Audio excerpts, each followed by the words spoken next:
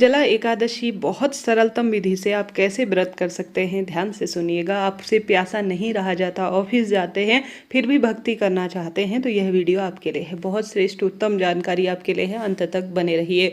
सबसे पहले कब आपको व्रत करना है, यह बहुत भारी प्रश्न है। इस बार 2 दिन एकादशी के नियम बहुत सुंदर रूप में हमें प्राप्त हो रहे हैं।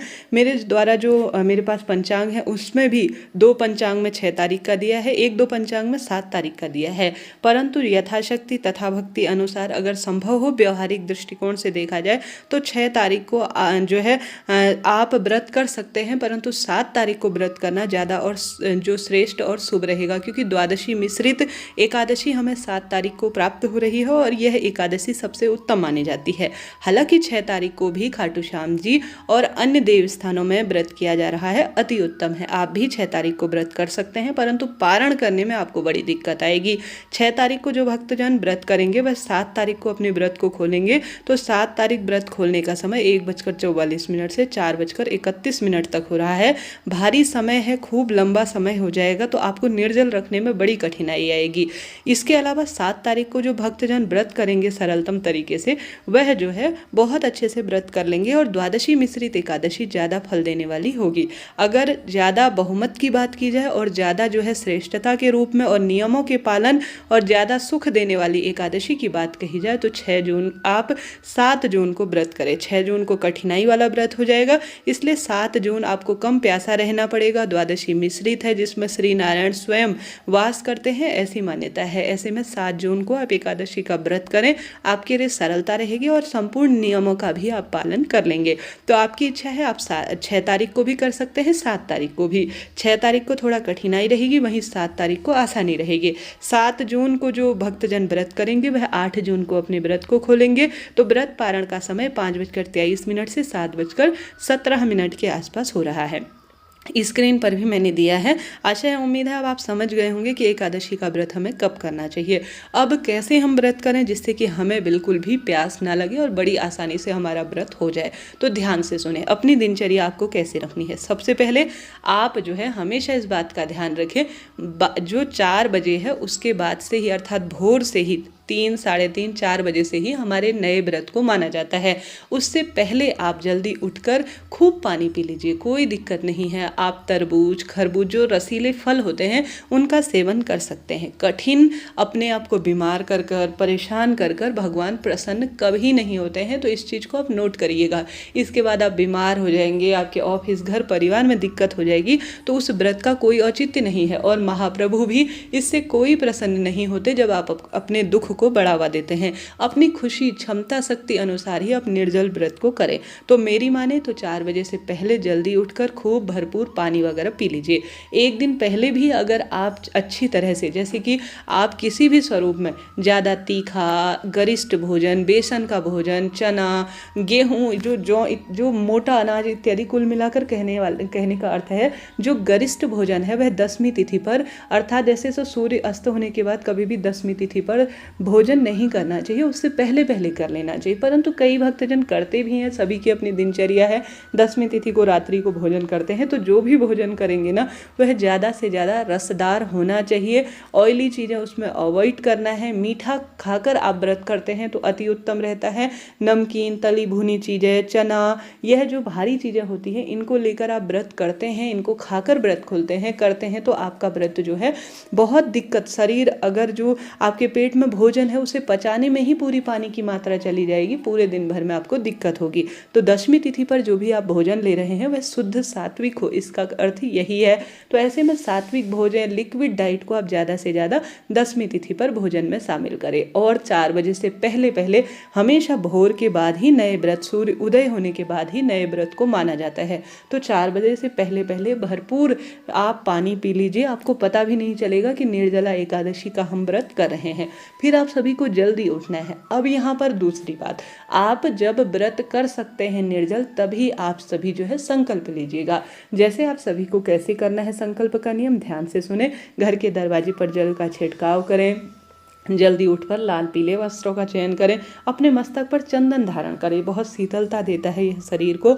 उसके बाद आप सभी भगवान जी को विधि विधान से शंख में कच्चा दूध भरकर स्नान कराएं, तुलसी की लकड़ी का दीपक लगाएं, भगवान जी को तुलसी की लकड़ी का घिसकर हरी चंदन लगाएं, स्वयं भी धारण करें और कम बोलें, भगवान का नाम मंत्र मन ही मन गुनगुनाएं और बिल्कुल अपने आप को शांत करें। एक दिन पहले ही भारी कामों को निपटा लें। उस दिन अगर आप भारी काम करेंगे तो शरीर से पानी निकलेगा, जिससे कि आपके शरीर में जल की कमी हो जाएगी। ऐसी स्थिति में वैसे भी कहा जाता है एकादशी के दिन हमें कभी भी घर में डीप क्लीनिंग नहीं करना चाहिए, क्योंकि जो सूक्ष्म जीव जंतु होते हैं वह हमारे द्वारा कहीं भी क्षति हो सकती है। ऐसी स्थिति में आप बहुत रिलैक्स होएं, उस दिन बहुत तसल्ली से कार्य करें। 1-2 बार दिन में नहा सकते हैं, इसका कोई दोष नहीं है। कुल्ला कर सकते हैं, मुख शुद्धि होनी आवश्यक है। अगर आप दातुन नहीं करेंगे तो आपके रात्रि का खाना इत्यादि जो भी होगा वह जो है दांतों में फंसा रहेगा और यह श्रेष्ठ नहीं माना जाता। तो आप दातुन कर सकते हैं, कुल्ला कर सकते हैं, ब्रश कर सकते हैं, कोई दोष नहीं है, कोई दिक्कत नहीं है।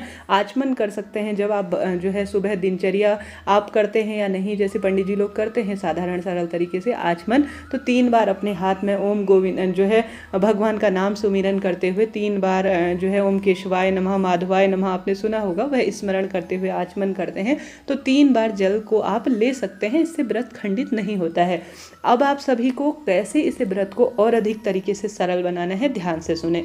तो आप स्नान इत्यादि से निवृत्त हो जाए। अब आपको जो है संकल्प, जैसे 4 बजे से पहले पहले एक तरह से आप ले सकते हैं, कुल्ला वगैरह कर सकते हैं, साथ ही संकल्प यथाशक्ति तथा भक्ति भगवान जी के आगे कहें कि हे भगवान जी, जितना मुझसे हो पाएगा उतना मैं निर्जल एकादशी का व्रत अपने करने जा रही हूँ, मेरे इस व्रत को पूर्ण करें, ऐसी प्रार्थना करें। फिर भगवान जी के हाथ में छोड़ दीजिए।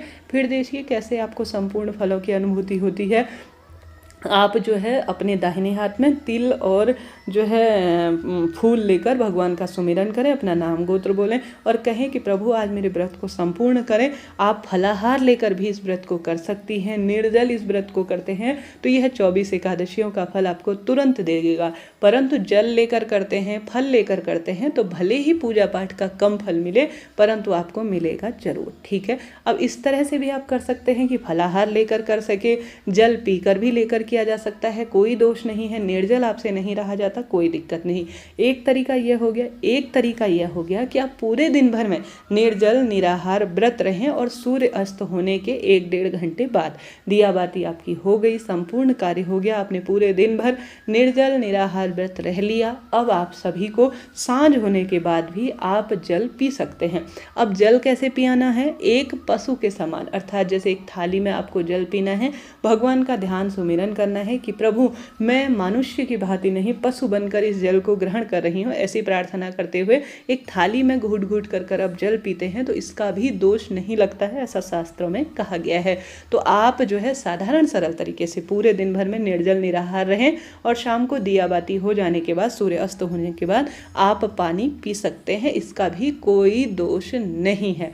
इस तरह से आपको निर्जल व्रत का संपूर्ण फल स्वतः ही मिल जाएगा। तो इस तरह से आप जल पी सकते हैं, कोई दिक्कत नहीं है। तो 2-3 तरीके से मैंने आपको बताया कि कैसे आप निर्जल व्रत रख सकते हैं। घर की रसोई में एक बार अच्छी तरह से भोजन बना लीजिए, जैसे आपको अपने घर के सदस्यों के लिए बनाना पड़ता है। गर्मी चरम सीमा पर है, बार बार गर्म स्थान पर ना जाए, पंखे कूलर के पास ज़्यादा से ज़्यादा बैठे, वहीं पर आप जाप कीजिएगा, मंत्र जाप, और ज़्यादा से ज़्यादा ध्यान कीजिएगा, चंदन मस्तक पर धारण कीजिएगा। धीरे धीरे कम बोलना, कम चीज़ों के लिए कार्य करना आपको बहुत तसल्ली से व्रत को पूर्ण करने में सहायता देगा। इस तरह से निर्जल निराहार आपको व्रत करना है। आप सभी सुबह जल्दी उठे, जैसे संभव हो तो रात्रि जागरण करें, परंतु ऐसा संभव नहीं है, कलयुग है, हम में इतनी क्षमता है ही नहीं। रात्रि जागरण करते हैं तो अहोभाग्य है, न कर पाएँ तो जो मैंने पारण का समय बताया उस समय 4 बजे जल्दी उठे दूसरे दिन और जल्दी उठकर भगवान का जाप करें, स्मरण करें, सूर्य भगवान को जल चढ़ाएं, तुलसी माँ में जल चढ़ाएं, दीपदान करें, अपने घर की रसोई में अच्छी तरह से अन्न बनाएं, भोजन बनाएं, जो भी आप भोजन बनाते हैं। उसके बाद ब्राह्मण देवता को भोजन के लिए बुलाएं, उन्हें भोजन कराएं। अगर वह नहीं आ पाते हैं तो उन्हें एक समय का भोजन दान में देकर आप अपने व्रत को जो है भगवान को भोग लगाकर, गौ माता को रोटी खिलाकर अपने व्रत को खोल सकते हैं। आशा है, उम्मीद है इस तरह से आप निर्जल निराहार व्रत करेंगे और साधारण सरल तरीके से व्रत करेंगे तो भी आपको फलों की प्राप्ति हो जाएगी। मैंने कोशिश की आपको अच्छी तरह से यह बता पाऊँ।